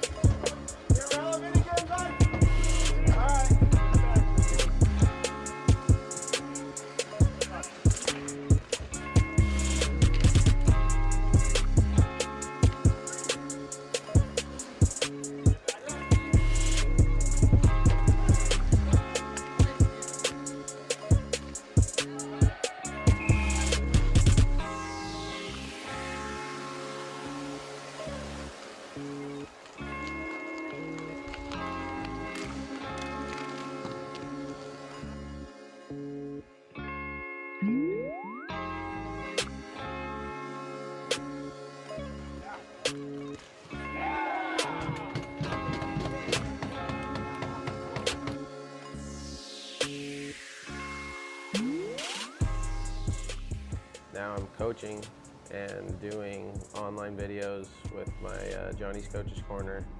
And then we also do Cali Street Hockey videos, me and Ethan Chavira. Just kind of show and bring awareness to the sport and trying to give back because we love the sport and it's given us so much. Yeah, Cali Street Hockey. I've been in the rink with the posse. Anybody thinking they can stop me, I'ma serve them all with the heat like hibachi. Whoa, eat down with the dangle. I'ma roll it down like I'm Patrick. John with the sauce. I feel like Houdini with the hat tricks. Hold the mic, I'm out of soda light. I'ma need a Zamboni, boy, I'm cold as ice. They gon' roll around, but I'ma roll. All right, good stuff there. That was Wheel Talk, that first day in a life, John Seamer. Obviously one of my favorites in the game, John Seamer, great guy, hard worker out there, doing a lot in the sport out in California. Some cool stuff there, Greg. Yeah, it was awesome. Great to see. And like you said, Seamer's doing some awesome stuff, coaching, and I know he posts videos, and training tools and stuff like that for kids. Not sure if Cali Street Hockey's fizzled out or if they're doing it again. They need a break for maybe season 2 coming out. Right. But no, it was just overall a great video. Cool stuff. Cool to see the locker room. What went on there with Rob's speech and all. It's good stuff. And John even got a goal, which was nice. Add on to the add on to such an empty crowd there in that big beautiful arena. Knowing that with COVID and we're so limited, and obviously there's a lot more people in than they showed in that, but yeah, have to spread everyone out and limit it and have people leave before games and whatnot. It's definitely stunk with such a beautiful arena there. But just love seeing that place again and that brand new floor out there. It looked crisp, Yeah. When they first hit the floor, I'm like, oh, look at that floor. Yeah. Nice. And Seamer, who's such a great skater, he had to love that still mat. Yeah. For that floor, happy, money for his game. Oh, totally. It was crisp, nice and fresh. Oh, fresh sheet of ice, Can't beat it. Yeah, no, awesome. Well, great stuff there by Dino Barone and the Wheel Talk guys there. Thanks for getting that to us. Yeah, so if you guys want to watch it or share it, you can go to wheeltalkhockey.com and the video is uploaded on that website. Or you can go to their YouTube page, Wheel Talk Hockey, and check it out and, show your friends, show your family, and share it. Spread the love. Yeah, we want to thank today our guest, Jose, Xande, Alexander, Xande, whatever you want to call him. I just call him a great hockey player and a great friend and ambassador in Brazil. Xande Guilardi, great interview with him today. The stuff they got going on in Brazil, and like you mentioned, Greg, you're only as good as your people. And he's got a lot of great spokes on that wheel out there with guys like Luis and Gustavo and Bruno and so many families and parents that help out to make Brazil such a great team coming out to State Wars. A lot of work goes into that. I can't even imagine, Greg. I know how hard it is getting a group of guys from New York just to go to Pennsylvania sometimes for a weekend. I couldn't imagine getting all these people coming from Brazil to State Wars, all the work that goes into it. So a big shout out and thank you to everyone from Xande on down that make that possible for the families and the players. And it definitely is humbling, like I said earlier, just to see how many people around the world, Greg, are recognizing State Wars as the place to be in the sport, and how many, spend their hard-earned money to come out and be a part of it. And, it kind of gets us, it pushes us to be better at what we do, knowing that these people are spending their money and some people might be, a year's salary to come out and play, in some of these countries. You don't know what their lifestyles are like. So to come all that way and stay in St. Louis this summer for a week can't be cheap. So, it pushes us to make sure we're giving them the best product we can when they're there, because it means a lot to us to offer that to them. And I want them to come home satisfied, almost like he said, like Disney. Yeah, I was just going to say, just like Disney World, right? Every day is a new day, and got new customers coming in, and got to stay on our toes and, keep it going every day. Like it's a brand new day, first timers at the event, trying to make it as good as possible for them. So glad they enjoyed themselves. Obviously, I know when the kids were there, they had a blast. They were running around, like Xande said, the kids were trying to get in their locker room. They were talking to us, talking to the guys. So, they had a blast. So I think it's awesome what they do in Brazil. They have the smaller nets, the bigger nets. That was pretty cool. Whatever term they're going to, they train with. And Bruno, I like that. Yeah. You know, Coach Dino, I mentioned too, keep an eye out for Joaquin Chavera's day in a life. March 18th is going to hit the presses. So we'll look for that one as well. So that'll be a great one. Joaquin, another great person and personality in the sport.